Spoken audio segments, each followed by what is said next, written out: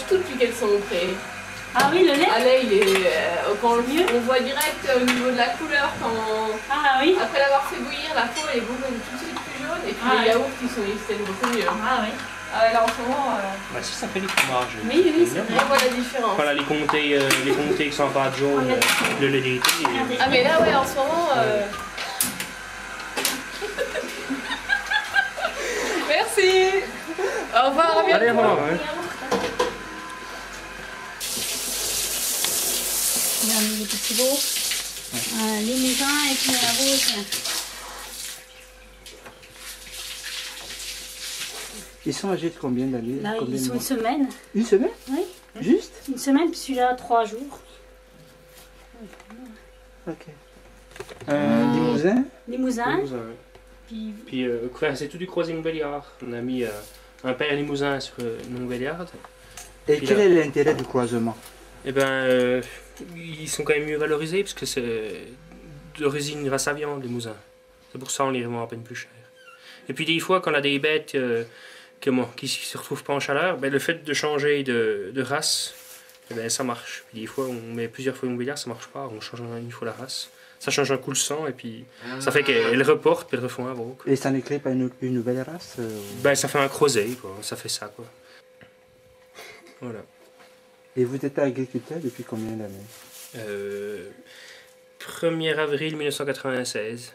J'ai repris derrière mes parents, là, le jour de mon installation. Et c'est pas un peu difficile aujourd'hui par rapport... Ben, aujourd'hui, on est encore dans une zone qui a la chance d'avoir les AOC Comté, Mont-d'Or, Morbier, et puis le lait est beaucoup mieux valorisé que du lait standard, quoi. Voilà. Qu'on est en zone de montagne et puis qu'on a la chance que nos parents avant ont travaillé pour ça, pour faire des labels, et puis voilà.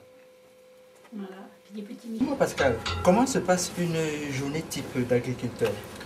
Ben, on se lève tôt le matin, en général. On se lève à 6 h du matin pour effectuer la première traite. Et puis après, ben, en période d'hiver, il y a tout ce qui est soin aux animaux, un affouragement et tout ça. Puis en période d'été et puis du printemps, ben, il y a les travaux dans les champs. Au printemps, les taupinières, semer les engrais, y prendre les fumiers, les lisiers. Puis après, ben, on a la période de venaison. Ben, les foins sur le mois de fin juin, juillet, parce qu'on est dans le haut, on est en zone de montagne. Et puis après, une période de regain, si possible, deuxième coupe, dans le mois d'août. Et puis après, bon, on repart à l'automne, c'est un peu plus tranquille.